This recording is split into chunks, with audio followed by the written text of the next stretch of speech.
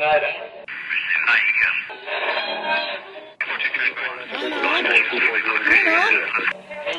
is that you? There, I think I got it.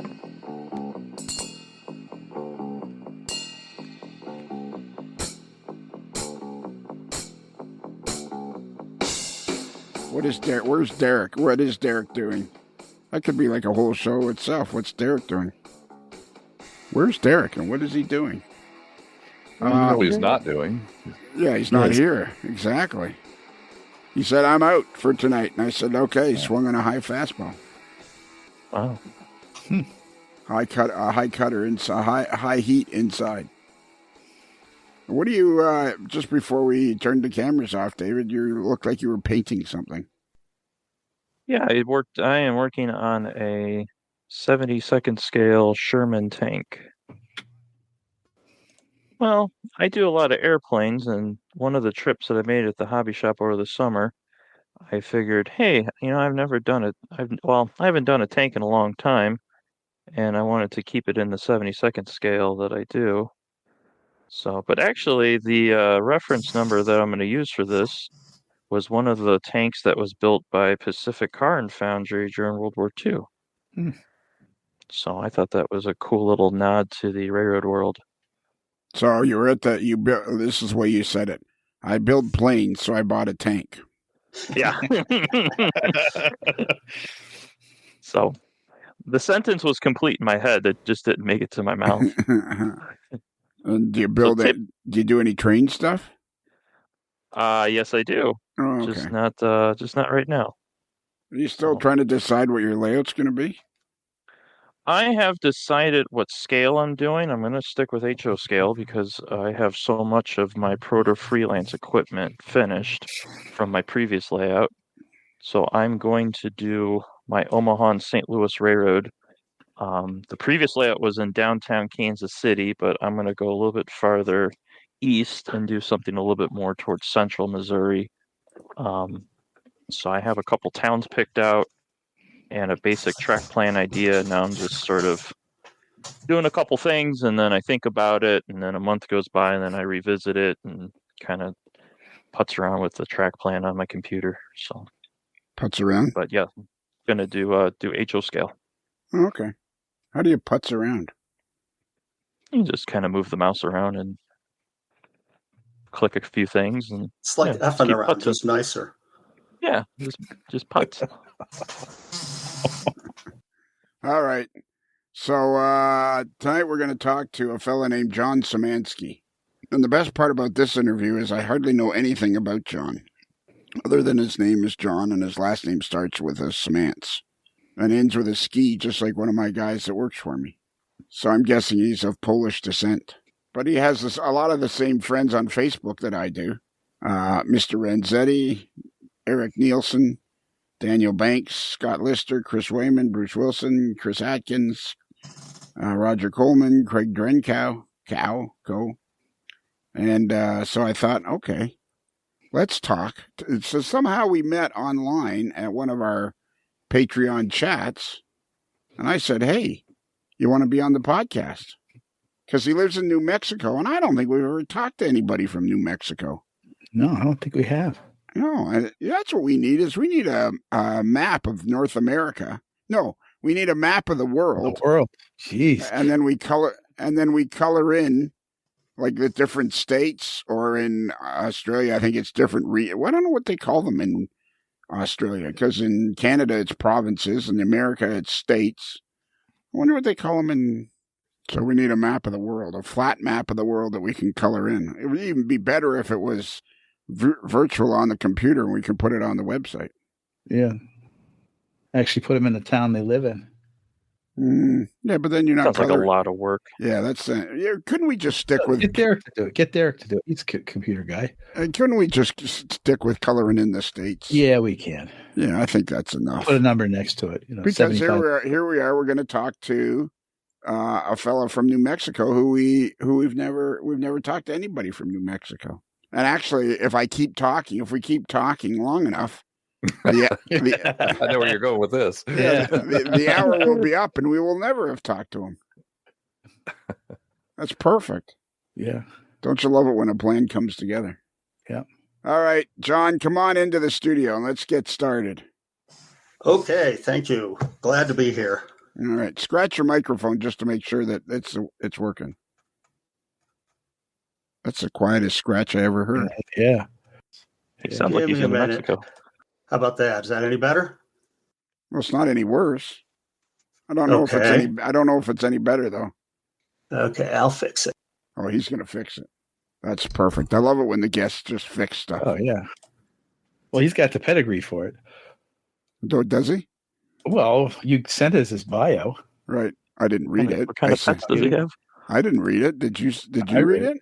Yeah. Oh, okay. Okay, still bad, huh? No, that's better. Okay. Scratch it now. Yeah, we can at least hear the scratching now. Sounds like he's got an itch. Not sure. Just pretend I'm a rodent and that came out of the green room. Probably plenty of those. So I, at the risk of having this be my last podcast, I have to correct the host because I think you were talking to an engineer, an Amtrak engineer in Albuquerque, in New Mexico, if I remember correctly. Oh, that's right. N-scaler. Oh, now I can't remember his name. Adam, is that Adam Pinellas? No, Adam, it's Clem Harris. Clem Harris, that's who it is. Clem Harris. Okay. I'm gonna look him up on Facebook and see if we're still friends or if I managed to annoy him too. I'm pretty sure it was Clem. I know it's Clem. I can't remember what the last name was though. I think I got it. Let me see. I don't know. Well, let's go with that for now, and then he can correct us. Yeah. When the opportunity. You can write in. Send an email. Yeah, Clem, write in and correct us, will you? We'll get to it in about 3 months. Yeah, or longer. Or longer, depending on how many we do a show. That's right. You're completely right, John. You are now in charge of the archives of the AML Nations podcast. Thank you. Yeah. It's an honor. Try moving your microphone a little closer. There, how's that? That's good enough. I mean, it sounds very good. It'll sound fine on the thing. It just it sounds computerish, but when you scratch your microphone, it's scratching, so it's working through your microphone. Okay, good. This is the highlight of the show where we do technical stuff. Yeah, this is as technical as we get. Yeah. Well, it will be when you start asking me questions. This will definitely be the best part. So, how long have you lived in New Mexico? Let's start there. I lived here in a couple stints, and in this latest stint, it's almost 30 years. It's 28 years. A couple of stints. In this latest stint, it's been 30 years. That's forever. Yeah. That's 3 decades. It is. I'm an honorary native. Where are you from originally? Western Pennsylvania. Oh, okay. Lester. Where's Lester? It doesn't sound familiar. No. Western Pennsylvania. Oh, okay. Pittsburgh. Yeah, about 25 miles south of Lake Erie. And then I went to Carnegie Mellon and lived in Pittsburgh for 9 years. So those are my home areas. So not far from Meadville. Correct. That part of the Highway 79 from Erie to Pittsburgh is kind of boring. But and when you go right past the part, for some reason or other, the part past Meadville just seems to bore the crap out of me. I don't know why. What was the name of the town you're originally from? Cambridge Springs. Cambridge Springs, Pennsylvania. Salute. Yep. So have you been? Go ahead. I was just going to say, I lived in Pittsburgh just as long, and my wife's from there, so that's as much home. But I got a couple of brothers who still live in that area, so I go up there. And in fact, last time I was up there, I went up and saw Mike Houck's layout and a bunch of other guys up there in the Erie area. Wow. Yeah. So we should have had Mike on here. I was going to ask him to join us, and I forgot. There's too much to do and not enough time to do it. Well, next time we talk to you, we'll get Mike on here. Okay. What did you think of Mike's layout? Oh, I like Mike's layout a lot. He really enjoys doing the scenery. In that same trip, I also got to oh gosh, I can't think of the name of the guy who does the videos, and you also interviewed him. Rob Bennett. Rob Bennett, yeah, I got to his layout as well, and they both do excellent scenery and have great layouts. They have a little bit different approach to it, but in both cases, it was fun. And then there were a couple of layouts in construction. I did not get to the Bessemer and Lake Erie layout, Ray Brown's, because he was busy with his band duties. And how long ago was this trip? August. Oh, okay. So just recently then. Correct. Yeah, just 2 years ago. Yeah. In the AML time warp. Yeah. Yes. No. I know about time warps. Yeah. Yeah, it's a few months ago. I got a feeling this podcast is coming out around the end of October or the beginning of November of 2025. That's my guess. Okay. Now, so then you moved to New Mexico then roughly in around the mid-90s. Correct. And what is so where else have you lived? Roughly for just a rough, since you've been, I don't know, since you've been married or since you're 25, let's go with that because I don't know how old you were when you were married. What are the places you've lived for an extended period of time? Lived in Pittsburgh and got all my degrees at Carnegie Mellon, finished with a PhD in 87. Then I came here to Los Alamos for 3 years. And then I went off to be a professor in Indiana. And then I came back out to Los Alamos in 97. Okay, so it's either Los Alamos or Pittsburgh, basically, or Indiana. Correct. So of those different areas, did you get a sense of where model railroading was stronger or weaker, or? I did not do much model railroading when I was a grad student and an undergraduate. And I didn't do much in Indiana. So it's really since I moved here that I've gotten back into railroading, model railroading. And there's actually a pretty strong community here. I mean, there's not that much population. The whole state's only a couple million. And it's the fifth biggest state in the union in area. So it turns out that we're relatively close to each other. It's a 45-minute drive to Santa Fe. And that's where most of my friends are. But there's people in town here also. There's 5 or 6 of us who are model railroaders in town who can get together as well. When you were in Pittsburgh, did you ever go to that the Pittsburgh Club, the Western Pennsylvania Model Railroad Club in Gibsonia, I think it is? It's in Gibsonia, and the answer is no. And it's because I just wasn't into it that much. It was the old, college and kids and all that sort of stuff, and getting back into it a little later. So do you think you've been a model railroader since you were a kid, but, like you say, you got involved in adult stuff, so it kind of got pushed to the back, but have you been interested since you were a kid? Yes. Yes, it started pretty early on. I have an older brother who was into it, and we still do stuff together when we get together. Okay, so is he a model railroader? He is. He doesn't like to build models so much. He likes to see trains run. He has a 3-rail layout, and so his style's a little different, but he belongs to the NMRA and does stuff with those guys I was mentioning before, goes to meetings. I'm not sure if he's been to Chris Costello's, but they're all in that same division. Oh, okay, so he lives in Upper Pennsylvania still? He lives just outside of Cambridge Springs, yes. Okay, which is somewhere near Meadville. Correct. Okay, and so when you talk about Chris Costello, he's probably 80 miles west of Chris Costello, something like that. Something like that, yeah. But interestingly, both are on the old Erie main line. Yes. So your brother is into 3-rail. Does he have not that we're not interested in you, but it's interesting that your brother is also a model railroader, and this is probably something you guys have had the opportunity to share your whole lives. That's correct, yes. And especially now in the last 20 years or so when he's been collecting things, and he recently, 3-4 years ago, got some room and a table and set up the sectional track and things like that. But he's actually thinking about going into ON30, so he's toying with the idea. and we'll see where he goes. He still doesn't have a lot of time, even though he's older and semi-retired. But there's lots of things going on in his life too. So ON30 is one of the coolest scales going. Definitely, it's almost like a secret because there's a lot of cool ON30 stuff. I think isn't it that company I mentioned the initials the other day? Isn't there a company called PBL?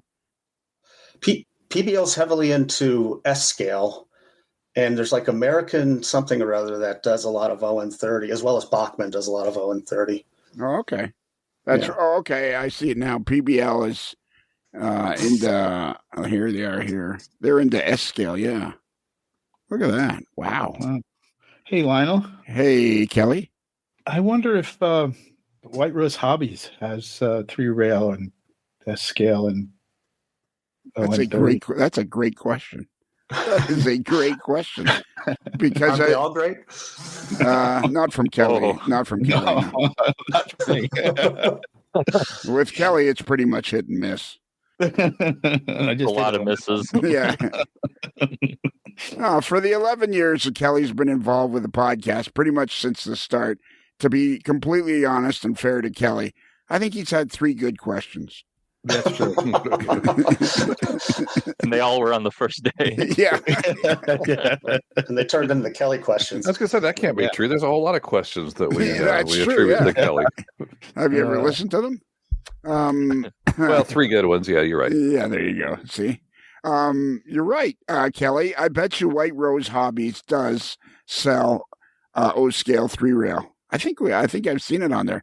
But anyways, if you go to their website, geez, Kelly, you are like on the ball tonight. If you go to their website, whiterosehobbies.com, and click on just about anything, and tell them, you know who won our contest? Tell them Lionel sent you. Was Neil Erickson from Hawaii. Wow. Yeah. He finally sucked it up and got a hold of Ryan or Thomas, I think, and said, "Hey, Lionel sent me. We got to get Neil on here to tell us the story." Definitely. That'll be fun. That'll be a fun little aside thing we could do. So yes, if you go to White Rose Hobbies at 4401 West Market Street, right there in York, Pennsylvania, John, that's where you're from. Indeed. 17405. Their phone number is 717-505-8676, and tell them Lionel sent you. I'm not sure it'll do you any good, but tell them Lionel sent you. Not now. Yeah, exactly. Well, you know what? We'll probably do that contest again. But the next contest we're going to do is with Ron Kleiss from Mind Mount Models. And we're going to do the same thing. We're going to get him to give away a kit if somebody calls in and says that.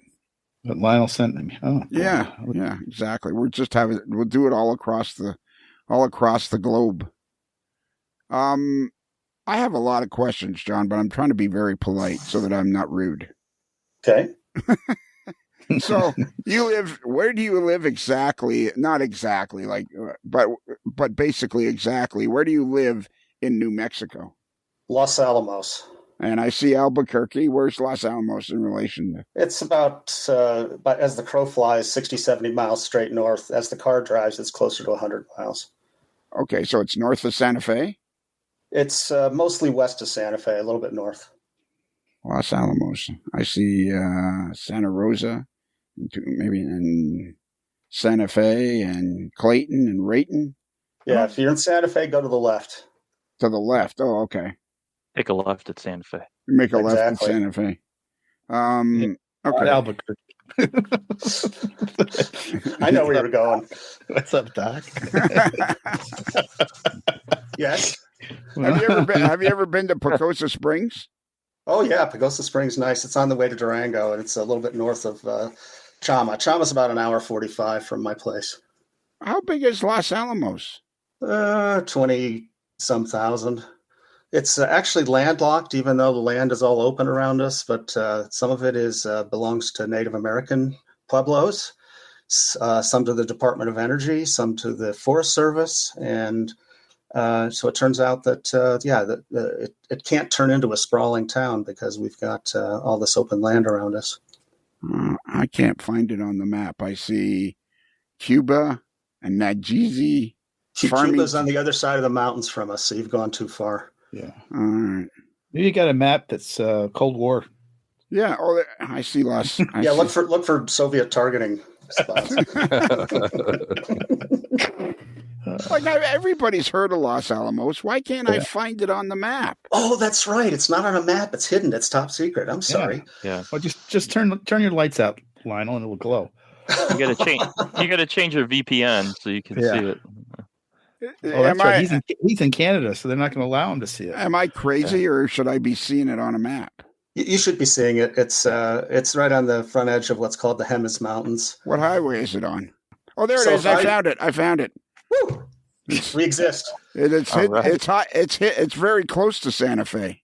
Yeah, it's pretty close. I mean, it's 30 to 45 minutes, depending on where you're going in Santa Fe. So with the model railroading, is it pretty much encompass Santa Fe, Los Alamos, White Rock, and then down to Albuquerque? Is that that looks like it could be a fairly vigorous community. That looks like that whole area has a decent sized population. Yeah, it's over 1 million. So the answer is yes, although it turns out that we mostly do things with the people in Santa Fe, but there are people from Albuquerque who come to our operating sessions. So it's not like there's a divide. It's just that's how we've met people and our operating group works. And how many operating layouts do you have in the area? So we have 4 that operate fairly regularly. 3 that operate very regularly. Mine is the 4th that I operate every few months. There are a couple others that operate sporadically and don't have sessions that involve too many people. So it's basically 4 of us. If somebody comes to visit, for instance, I'm getting Seth Neumann from California and 9 of his friends coming out with many of them with their spouses next spring to just operate our layouts. We don't have enough. What was that name? What was that name? Seth Newman. Oh, Seth Newman. Oh, yeah, right. San Diego. Yeah, not San Diego. No, he's San Francisco. Yeah, San Francisco. He was the DCC. What was his DCC thing, or what was his? No, it was the communication thing. He was famous. Correct. He worked for Pacific Bell, and so he's done a lot of telephone stuff. My point is that we've got enough layouts to host a group of people from a place, but we don't have enough that I would feel comfortable hosting an operating weekend like we go up to Colorado for regularly and stuff like that. So. Well, see, now there's something see, am I boring you yet? No, okay. I'm fully awake and interested. In fact, I'm ready for a biscuit. This is interesting because you're right. Other than Clem, I think he lived in Albuquerque, and he is a Amtrak engineer. We got to get him back on the podcast. If you see him, talk to him. He's an end scaler, and that we don't hold that against him. No, because we have Marcus here. Yeah, be careful what you say about N-scale right now. Yeah. That's interesting. I just learned that David is abandoning N-scale, so that's Were you going to say, John? I was just going to say I only know a few layouts in Albuquerque, and I don't know that they have regular operating sessions or not. So it's just enough of a divide that I have, I just haven't investigated it very deeply. So of the layouts... Go ahead, Marcus. I was going to say, of the layouts that are there in Los Alamos, what are the prototypes that are modeled? Or are they freelance railroads, or what's the variety of layouts there? Of the 4 that I mentioned, only mine is in Los Alamos. There are 2 or 3 others, and there's at least 3 others in Los Alamos that don't operate regularly. The other 3 that operate regularly are in Santa Fe. Mine's a Pennsylvania Railroad prototype. The ones in Santa Fe, there's a fairly large one that's Pennsylvania Railroad in eastern Pennsylvania. Another's the Raton Pass on the Santa Fe in 1950. And that's in Santa Fe. And then Bob Hayden has a Main Central layout that has some of his 2-foot gauge stuff, the Carbass and Dead River attached to it also. And that's Bob Hayden of Bob Hayden and Dave Frary, famed from Model Railroader back in the 80s and 90s, is it not? That's correct. Okay. So how long have you been working on your layout? Over 20 years. Okay. I retired 4 years ago, and of course I've been working more, but I've worked on it quite a bit before that. And I don't mind jumping in and changing things if something's not working well, because I've had 40 or 50 operating sessions on it. And so I've had enough experience knowing places that are that need some work. And so I'm not a particularly fast worker when it comes to certain things on the railroad. So it's I would call it fairly complete, but still needs scenery in places, and there's always the possibility of expansion of some of the track too. So I have some capability for that. So you've had 40 to 50 operating sessions, so it's a going concern. There's no two ways about it. That's correct. It's just happens sporadically every three or 4 months. Yeah, exactly. Well, that's one way. That's the one way a lot of the people deal with some people are like our friend Scott Teague, who we talked to a few weeks ago. You know, he'll build an entire 18 by 50 foot layout in a couple of weeks. And other people, it'll take, it takes them forever, decades to complete a railroad. And that's kind of the beauty of the hobby. You can work at whatever speed you want and enjoy it just as much as anybody. Oh, I completely agree. And I completely agree that the breadth of the hobby makes things very interesting. There's always something different you can learn and delve into deeply. Interestingly now, Bob operates his layout every Tuesday. So literally every week we go to his place and hang out, and we get lunch downtown. A few of us get lunch downtown, and then anywhere from 5 to 10 people show up and operate. So even though he's building it and working hard on it and adding things, he still finds the time to restage it and all that kind of stuff for us each week. And then the other two railroads down there operate every 4 weeks. So every 2 weeks we're at one or the other. Now, is there any place on the internet for people to see photos of your layout? It turns out that the two that I mentioned that operate every 4 weeks are have some pictures on I think it's called the Santa Fe Model Railroad Club page.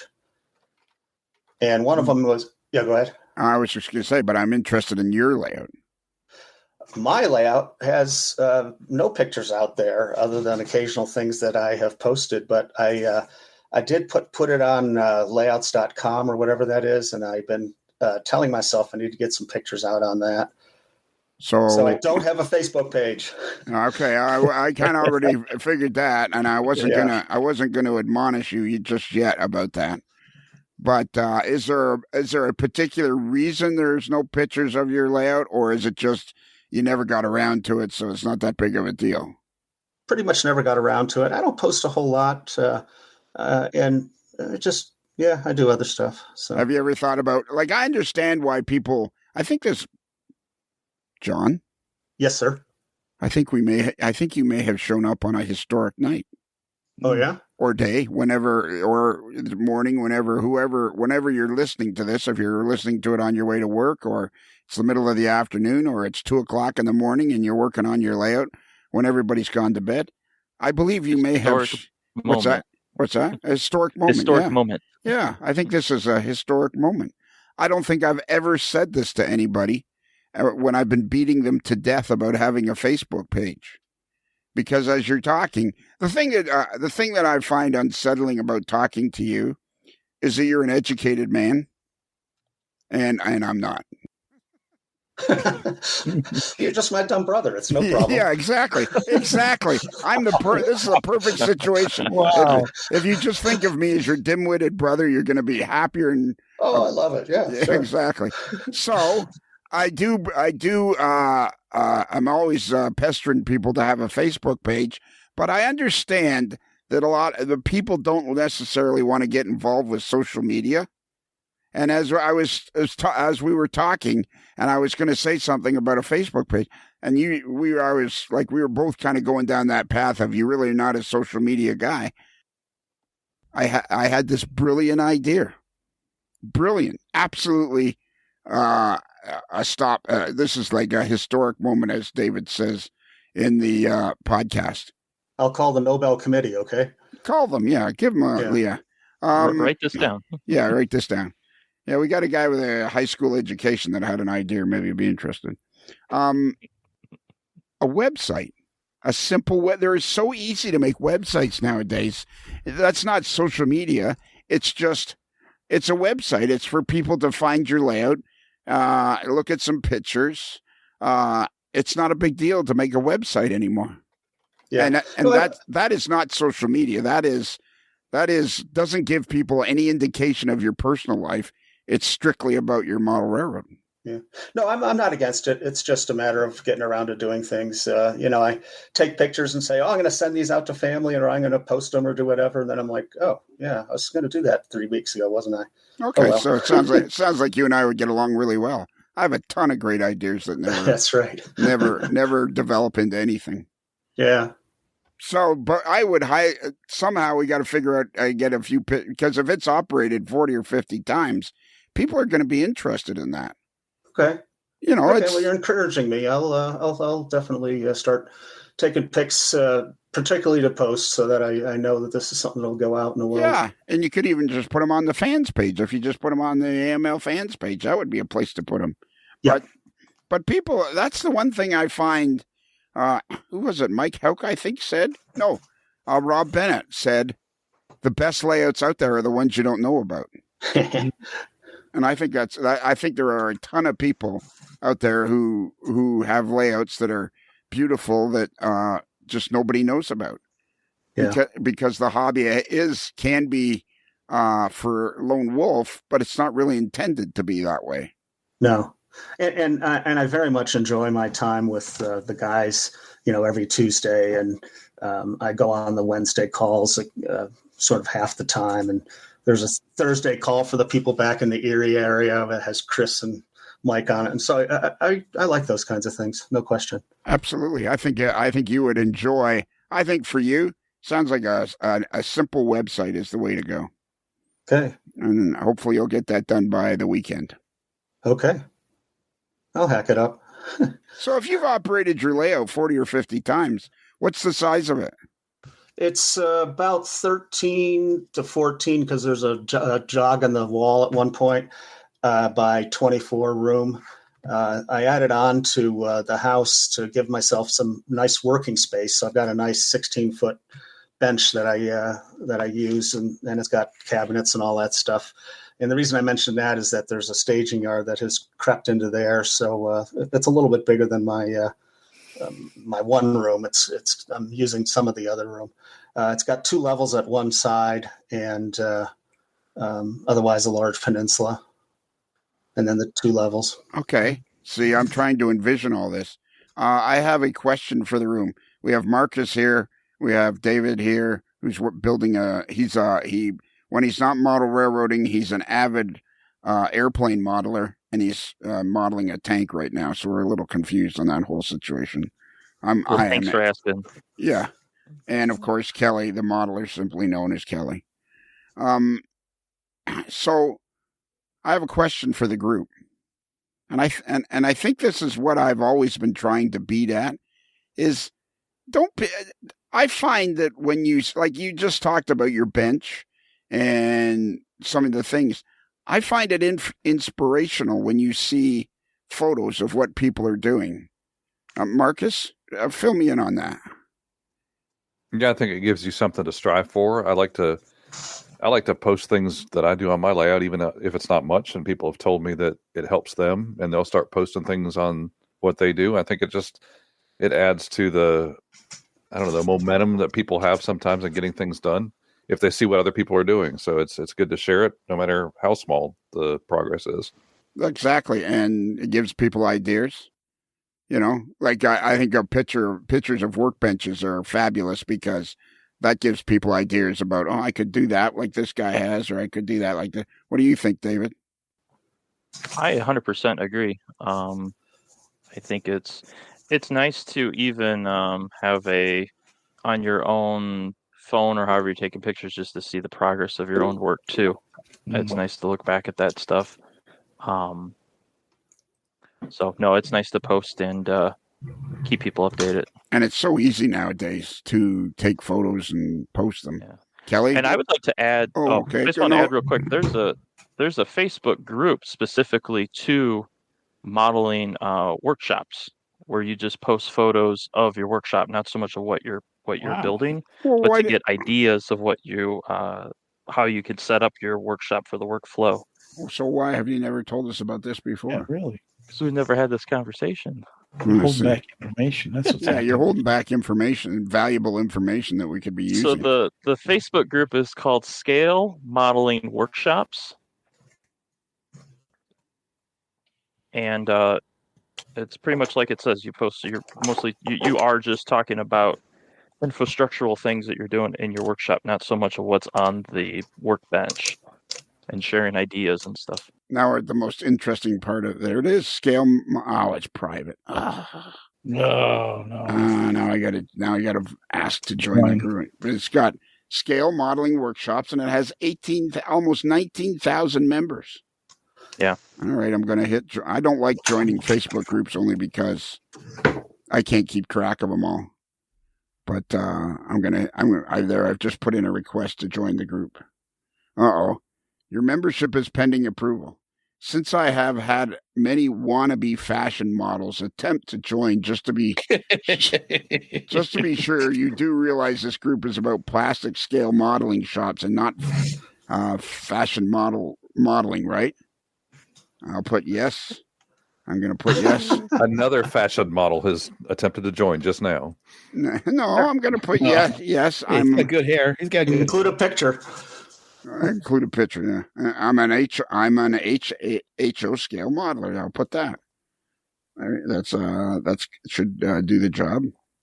I think that's that site's got, or that page it's some good inspirational ideas. Yeah, that would be an awesome idea. And plus, you get to see the picture they have in the header is a very extensive workshop, but it's kind of messy, which is perfect because that's what it should be. See, that's where we kind of cross paths, because when I'm doing a project, since I've had this shop for the 4 years now, I try really hard to only do one project at a time. And when I finish that project, I will go through and put all the paints away, all the tools, and kind of clean up everything before I start another one, because I think it's a good way to clear your head and have a nice fresh work surface to start the next project. You don't think that's kind of sick? I was going to say something wrong. There's really something wrong. Cleaning up. What the heck is that? Yeah, and I'll even vacuum the floor and everything when I'm done. I have two stories about that. First one is, I know a guy has a motorcycle shop here in town, and it's immaculate. And he does the same thing as you. After he maybe work on 4 different bikes in a day, but after every single job, he puts all his tools away and sweeps up and then starts the next job. So, I mean, his shop is absolutely immaculate when you go there. And the other story is, one of my favorite stories is Dean Freytag, who is a very well-known modeler,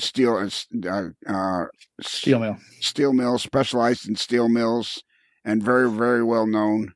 And he prided himself on the fact that his workshop was so messy, and he had an area about 2 feet by 2 feet where he could work on his models, and the rest of it was just. And I went there, went to his house once, and it was just like, you're looking at this like 2 foot by, and this guy's building these massive steel mills, and you're thinking, how are you doing that in this shop? But he was very proud of the mess. And all his projects were on the workbench at one time. To be serious about it, there is an advantage to putting things away, because then you know where the heck they are. Oh yeah, you can remember. So I understand that. You can remember. Oh, you put them in the right place. That's the point. Yeah.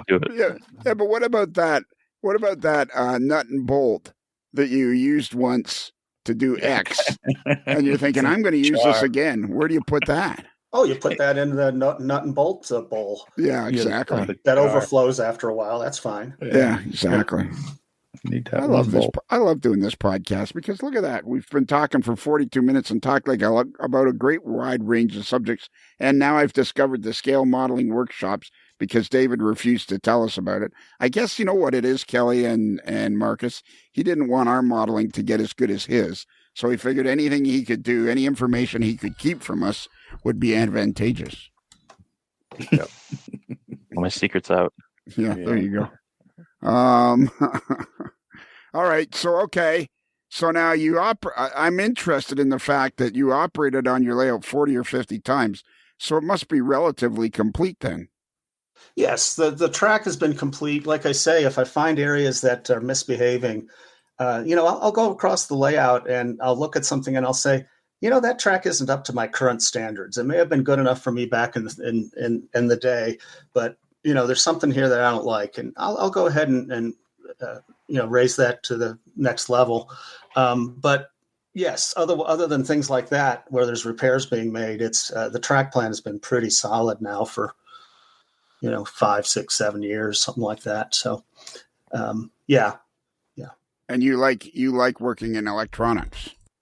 That's correct. Why? It's a sickness similar to David's cleaning up that goes back to childhood. It's a sickness. Yeah, no, but seriously, I my profession, I did a lot of work in the lab, and I always enjoyed doing electronics, and so I built my own CTC system because I wanted to fool around with Arduinos, and now I'm using more capable processors, and so yeah, I just sort of like that stuff. Boy, if Daniel Banks was here, I bet you he'd have some great questions about that. No, he'd be on mute. That's true. He'd be on mute. Yeah, he'd be on mute, and we wouldn't be able to hear him. I don't know that he would be on mute. What is that? Who is that? Wow. You've summoned Daniel. Wow. You didn't have to say his name 3 times. Yeah, Man. exactly. And I'm right here.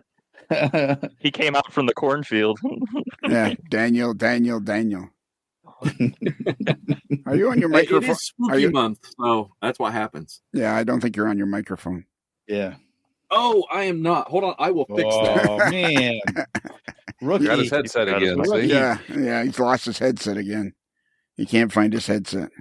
He shows up, but then he can't find it, and then he's not on his headset. You know what we should do is an hour-long show about people getting their headsets working. Just be, every 5 minutes. And finding Los Alamos on the map. Yeah, but technically it's like a suburb of Santa Fe, so that's, it's not that big, and you had to search. And I thought it was farther west of Santa Fe, but it's just like right there. It's like right there. It's 47 sessions, by the way. How do you know that? Because I keep track of it. Okay. And why do you do that? How do you keep track of it? How? Like, do you keep track of it with people assigning a guest book? Do you keep track of it through paperwork? Like, how do you keep track of it? So I can really only comfortably fit 6, maybe 8 operators. The optimum is 5 or 6. And so when I have sessions, I'll actually schedule 2 of them, like a day or 2 apart, and then ask people which one they'd rather go to. And so when I'm setting up that whole schedule, I need to keep track of who's going to which session and are they full or not and things like that. And they tend to be fairly popular. And so, yeah, I've got a record going back maybe 5 years of who attended which sessions. Okay. Wow. And go ahead. I was going to say, was there anybody that we might know in any of those sessions? Well, Bob Hayden comes to all of them, or at least one of the 2 each time, so you know him. I have entertained some of the people from Colorado. We've had a couple of those guys. The only person you might know from there is Doug Geiger, is a master model railroader who has the Granite Mountain Railway. So he's been down a couple times. Well, he's been down many times, but he's operated on my layout. Other than that, I don't think there's anybody that you'd know. When you go to Colorado, do you ever go to John Parker's layout? Yeah, I've been there 7 or 8 times, something like that. We don't always get it because it's very popular, but we just 2 weeks ago had the Front Range Rail, which is an event that they hold every other September. Yeah. And then every other May on the other years, they hold Rocky Ops. And a lot of the same people show up. In fact, Chris Atkins was there. So we talked a little bit because I take it back. We did operate one of the railroads together at the same time. And it's a four layout weekend. And it turns out that the Colorado RPM was the weekend after. And so I did not end up going to that just because I didn't want to go up there twice. It's a 6-hour drive. So okay, there's a song about Rocky Ops. Oh no! Wait a minute. Yeah. Oh wait a minute! It's Rocky Top. Yeah, Pretty close. I thought you were talking about Rocky Up High, but okay. Oh. Wow. Yeah. Well, it's John Denver, So Yeah. Oh, so we're both very good at bad jokes. Yes, and proud. And I don't know about you, but I'm proud of it. So Yeah, I am too. It's a talent. it is. So you built your own CTC system? Yes. It's relatively small because the railroad's relatively small, and I'm adding on to it because there's a few other places where I think it would be useful to have central control of some turnouts and things like that, just to help people to get into yards the correct way and stuff like that. And so, yeah, I wrote my own. I just wanted to do it. It turns out that I got started by making some toys for my grandson. I now have 4 grandchildren, so that's another story. But then I started going into stuff in the model railroad, and I also got involved with Mark Stafford's steam proto throttle, and so I ended up writing a lot of software for that. And so they all sort of come together as a part of the hobby that I enjoy. Wait! I've used the simulator that he put together. You're responsible for that thing? Greg Terpita down in Maryland wrote most of the software that's been out there, and I've been writing stuff that we haven't distributed yet. Got you. That thing, if you get a chance to mess with it's tricky just to get a locomotive to move. So is this the one that's that you use like the arrow keys and some letter keys? Okay, how'd you get a hold of that? Mark sent it to me and said, okay, hey, could you check this out? Yeah. I tried, and I'm like, dude, I'm not your guy. Well, that's part of the whole thing is that the whole, the throttle has at least a couple of major interesting things. One is that it's got controls that are like a real steam locomotive. It's got levers that have lock handles that you have to, open in order to pull the reverser out and the throttle out. So that's pretty cool. But then go ahead. Is that on a screen or is that? No, this is an actual handheld thing that's approximately the size of the diesel proto throttle. None of them have been out in the world except for one that I brought to last year's Colorado RPM, and I did a talk on that. Wow. The other feature is the software has a physics model in it that, as Daniel was saying, takes into account how much you're opening the reverser and how much throttle you're giving it. And if you give it too much throttle, it'll spin. Mm-hmm. And once you get the thing going and you're at speed and you're going for a while, if you run the thing in a wasteful fashion, in other words, have the reverser wide open and the throttle wide open, you'll run out of steam. Cool. And you can also run out of brake air, although we do have a reset that's like, give me brake air, doggone it. My model's about to go off the edge of the layout. In fact, I lost control of my train a couple times on the Colorado Model Railroad Museum layout because I had not set it up correctly when I was using the throttle. Anyway, the whole idea was that you would have to really think like a steam engineer and also have controls that would sort of put you into that space. Yeah. How big is the controller? Yeah, like I say, it's approximately the size of a diesel proto throttle from Iowa Scaled. Which is that's not available from White Rose Hobbies, is it? Iowa Scaled engineering stuff. That's a good question. Hey, Ryan or Thomas, is proto throttle stuff available at? We got to talk to him, Michael again. Yeah. So they got a lot of new products, so it's worth catching up with them. Yeah, they always have a lot of new products, but I'm always edgy because I'm always scared that they're not going to be in Colorado anymore. I know, and they're going to have moved to Arkansas, and now it's called Colorado Scale Engineering, and now I'm just more and more confused. I've been talking to the FBI about that too, just to make sure that we keep track of them. So how far away is it the prototype to being actually sold in the market? Well, that's the I'll just say frustrating bit in the sense that. We haven't made a lot of progress in the last year, and I'm going to gather the crew up here. Mark is doing his annual migration down to Melbourne from the northern part of the country, and once he does that, we'll get the team together on a Zoom and talk through the next steps. We've had software for quite a few years that is adequate. Mm-hmm. The part that was holding up for a while, Mark worked very hard to find the right parts in order to have this the controls be really realistic, and it's very cool. Like I said, I think I have the only one right now that. And to be frank, I don't have something where the electronics fit inside the box. So we have a prototype board with the software on it, and we've got the controllers. And so it's in an intermediate state. I think with a concerted effort, we could have something out in 6 to 12 months, but we'll just have to see what people's time allows. Wow. Mark has parts for 50 of them. And the idea is that he doesn't expect to make any money off of it, but he would like to make back his investment, which we can obviously agree with.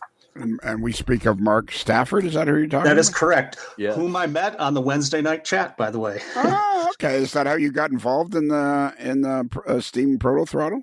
Correct. That just goes to show by being a patron, you can be on the Wednesday chat, and it's amazing the stuff you can get sucked into that way. Yeah, exactly.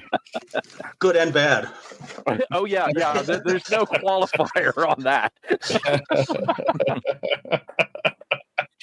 So you were talking about this steam engine proto throttle, and you kept mentioning reverser. What is the reverser on a steam locomotive? I apologize. I was grasping for words for a moment. Sometimes it's called the Johnson bar. It is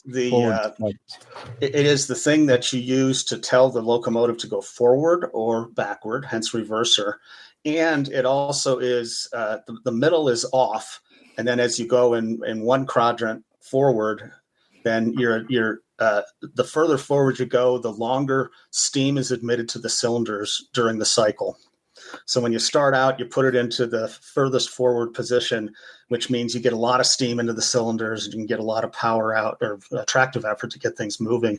And then I talked about running out of steam at higher speeds. You want to have the thing almost closed because you don't need a lot of steam to maintain speed.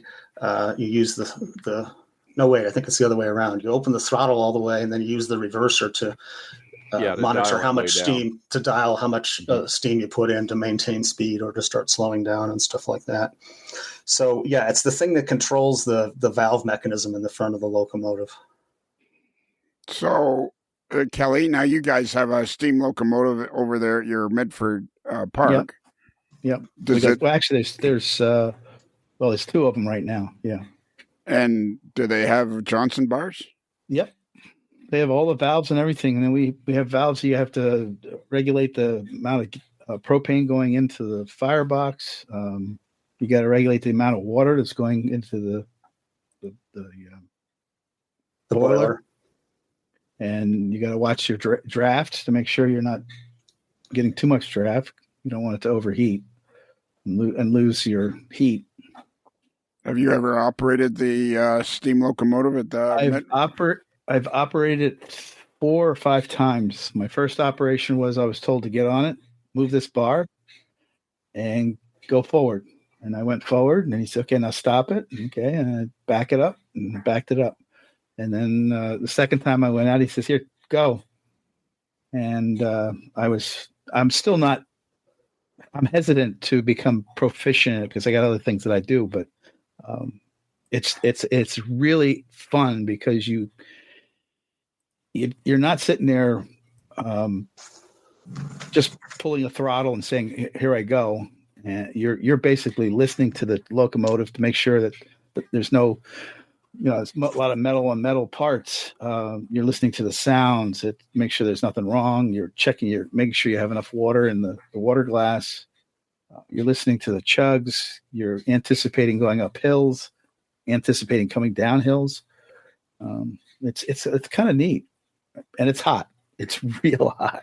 And are you hoping to become proficient on it so you can operate? I would like to. I would like to.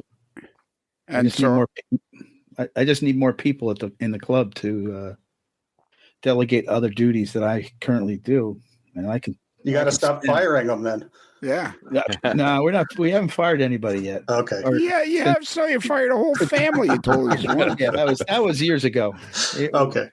That was years ago. And now you're short of people because you scared everybody off. Everybody is short of people right now. So Kelly, that discussion that you just had, that very experience is what we want to emulate on a model. Yeah, I was thinking along those lines. I was also thinking along the lines of, giving that to a person to actually operate a model, like an HO model, to understand the complexity without getting burnt or killed.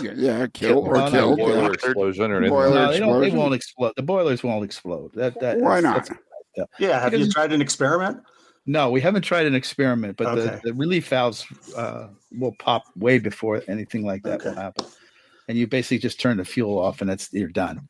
If you melt the crown sheet, does that cause problems? That if you melt the crown sheet, you don't get steam anymore. Well, you get a lot of it all at once, right? Yeah, you do. You definitely do. Because you've had a boiler explosion. No, not an See, explosion. that's how you. It opens up. Well, let's talk about this for a second. We at Los Alamos do a lot of experiments with explosives and stuff. So you could bring one of these things out of here, and we got places where we could put all sorts of instrumentation on it and blow the heck out of it. You're going to take anywhere from a $50,000 piece of equipment. You're going to blow it up. Right? The experiments we do run into the millions. And I was going to say, You could put Kelly on one and Daniel on the other one. They can crash into one another. Why would you pick Daniel? What's wrong with you? Why can't you do it? I'll jump before it gets there. That'd be pretty fun. You want to travel out there? Yeah. So go ahead. I was just going to say I think it's the ultimate in model railroading to be able to that's operate really something. It is. It's not a lawnmower engine with a throttle. It's a living object. Everyone sounds differently. Everyone works differently, based on the builders. And so now you're speaking of the 7.5-inch gauge live steam. Yeah. You're operating a real locomotive. They come with their own set of, like you said, behaviors, but there's definite rules to them. If you want to go play with live steam, like actual live steam, your day is going to start a couple of hours before. Oh yeah, the other guys who are just running the gas hydraulic things, Oh yeah, because you can't just throw a fire and fire at max. Max heat, unless you like the backhead on the engine being particularly leaky because you unevenly heated and stressed the metal. You can do a lot of bad there. And then the other side of that is if you're really done running for the day, your day is going to last a couple of hours longer because not only can you not heat them up real fast, but you also can't just drop them down and temp real fast. Right. Or the same thing happens. You have to relieve the steam on it. Basically, the gentleman who's most proficient with our locomotive, he will come in usually around 8 or 9 o'clock, somewhere in that area, and he will start to do things like he will obviously make sure there's enough water in the tender, make sure he has enough gas in the 2 gas bottles in the fuel car, and then he'll fire it up, get it going. He won't blast it, but it'll be just a pilot light. And he'll start there, and then while he's waiting for it to come up to pressure, he will be working around the drivers and the different slides and all the different metal on metal parts that move when the locomotive is working. And he'll be oiling them up. He'll make sure the lubricator's full, and then he'll start adding more draft, and then eventually he'll get it up running. And usually within an hour of doing all that, you'll start to hear the steam coming. And then at some point within less than 2 hours, you'll hear the relief valves go. So there's a Canadian lady who has got a series of YouTube videos on building a steam engine. And I don't remember what gauge. It looked to me like it was a G gauge, something like that. But she's a good machinist, and she's going through all the steps of building the tender, building the boiler, the valves, and all that kind of stuff. It's pretty cool, actually. And okay, so now, John, you're on the podcast, which is listened to by thousands, possibly millions of people. 3 in the case of mine, but okay, go ahead. Yeah, exactly. Or we know at least one guy. We know of one guy in just outside of Pierre, North Dakota. Okay. So what is this YouTube site about with this Canadian lady that's building the steam locomotive? It's called Blondie Hacks. Blondi and then hacks. Yes. And I just brought it up here, and the last one that I see was 9 days ago, and she's drain control bracketry is what part 75 is of the building of the, it's a Pennsylvania 040 switcher. She's got 260,000 subscribers. Wow. Wow, Now, why wouldn't you have told me about this before, John? Because I withhold things so that so that you're still interested, Great answer. Yeah, I feel like that's what we're starting to uncover here. Is not so much that you enjoy the hobby, but what you enjoy is not telling people about stuff. Agreed. Absolutely. I have a lot of secrets. And how do you know she's Canadian? I've watched a few of them, and she describes that she's Canadian, and I don't remember where she lives. She's actually a software person, daytime. And so, yeah, I've watched probably 6 or 8 of her. And is she a Toronto Maple Leaf fan? Yes. Yes. And also you have a vivid imagination, too. That's what I'm hearing. Yeah, that's exactly it. He has no idea. She even has a website called blondiehacks.com. Okay, somebody add her to the list. Holy mackerel. It definitely looks like G-scale. Yeah, it doesn't look bigger than that, huh? This wouldn't be too interesting to talk to somebody about building a small steam locomotive. Wow. Holy smackerels. He is unbelievable. What's the gauge of that guy down in Florida that you say who builds Shays or whatever it was? Oh, he's 7.5-inch gauge. Yeah. Okay. Yeah, but yeah, I gotta take my maybe I'll do it this winter now that if I can start walking again. Is I gotta take my portable stuff and interview him on the spot because it just I've told the story before, but my friend Harold and Bob, they say, you might be interested in meeting this guy. He's into trains. And I'm humoring them because we decided on a Saturday or whatever day it was, we would go get lunch and then we would go see this guy. And I'm like, okay, it'd be fun to hang out with these two guys. And thinking, you'll get there and it's, a Lionel set on a 4x8 sheet of plywood or something. And not that there's anything wrong with that. But we get there and it's a guy building Shays from scratch in 7.5-inch gauge. I'm just like, how long have you known this guy? Those are like probably 2,000-3,000 pound things too, right? Yeah. Or something like that. Oh, and he had a beautiful. Well, speaking of workshops, he had a beautiful workshop. I don't know if you were with us earlier, Daniel, to hear that part, but it turns out that David's been withholding information to us about workshops. What workshop is he withholding about? There's a whole Facebook page called Scale Modeling Workshops, and it looks really, really cool. But he wouldn't tell. I've asked him before many times, but he would never tell us about it. Let's see. Well, why don't you have a new set of questions? And it's the Lionel Inquisition, and it's a whole list of things that would be interesting. And you just say, "Do you know anything about this? Do you have a closet set of Facebook groups that I need to know about?" Or are you somebody that absolutely refuses to let the outside world see any of your work? Yes, exactly. You're one of those guys. So we've run out of time. And I have more questions about the prototype steam throttle, and then I have more questions about other stuff. Okay. So could you join us tomorrow for another episode? Yes. What time? Same time? Whatever time people play it.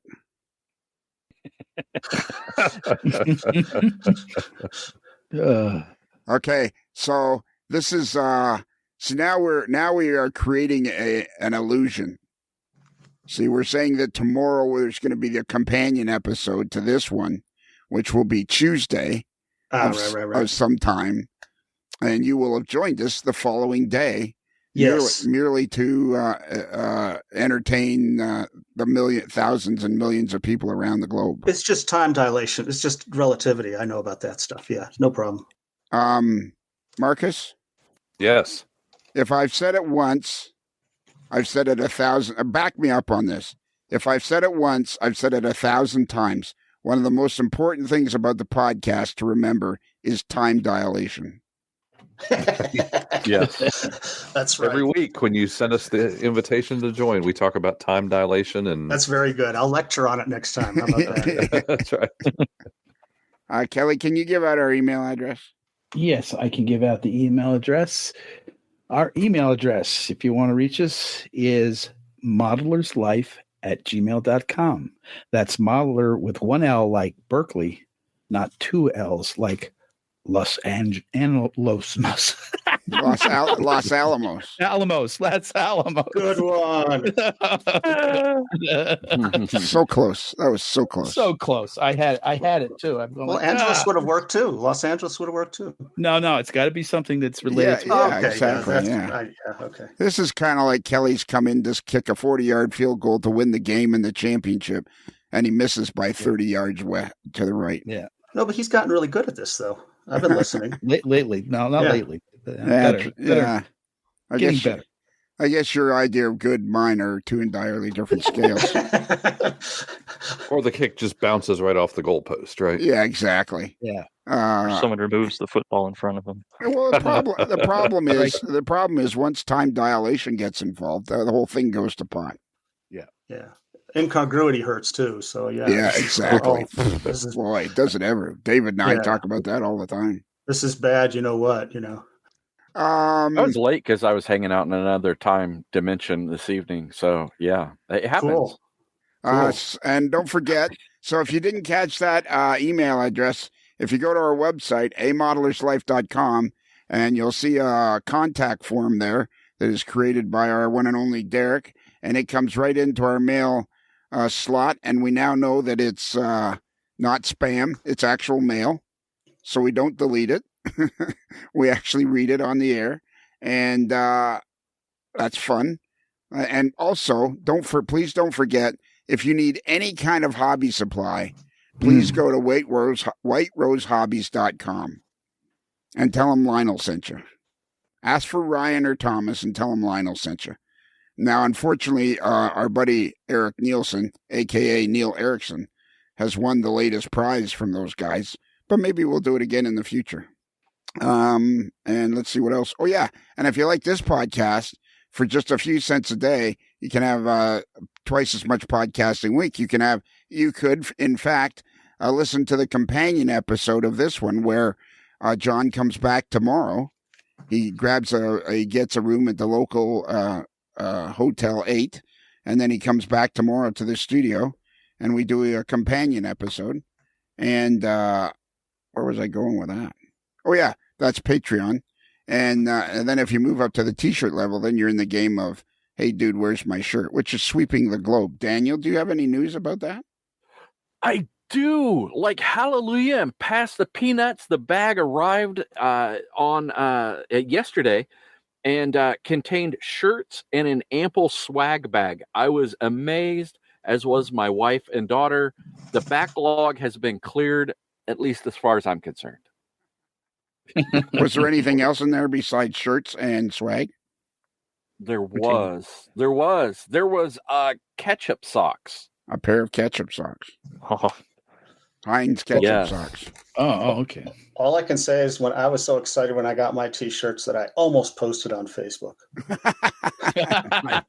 It's been a crazy amount of time. Like, I got home really late last night, and today has been nuts. I will absolutely post a picture with me in a shirt tomorrow. Wow, cool. That'll be nice. Wow. That's sweet. Which one do you Thank you think? for specifying that you'll have a shirt on. Yeah, exactly. Thank you. I'm partial to the goldenrod. Despite Michelle's apprehension of that color, I do like that one. I like that one too. Same here. That's kind of why I got it, because I liked it. So I think that's it. I think we've covered everything. Now, John, at the appropriate moment, we need you to say happy rails to you. Mm-hmm. Now, the key is, I know you're familiar with the podcast, but let me just reiterate through time dilation that... Yes, I'm ready. Okay, the key is there's no singing, there's no dancing, there's no interpretation of any kind. We just need you to say with enthusiasm, happy rails to you. Okay, I'm ready, Coach. Okay. Well, John, as we close the barn doors and the sun slowly sets over the back 40, I guess there's nothing else left to do except for you to say, Happy rails to you.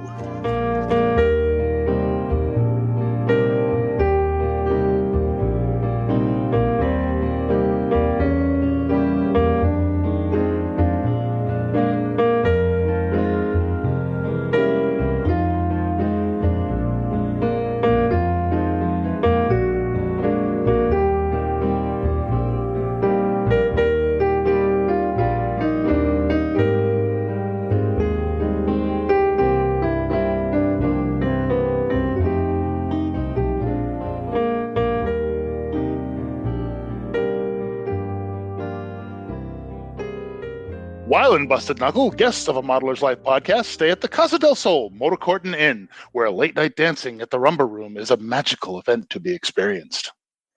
It's another Lincoln Homer.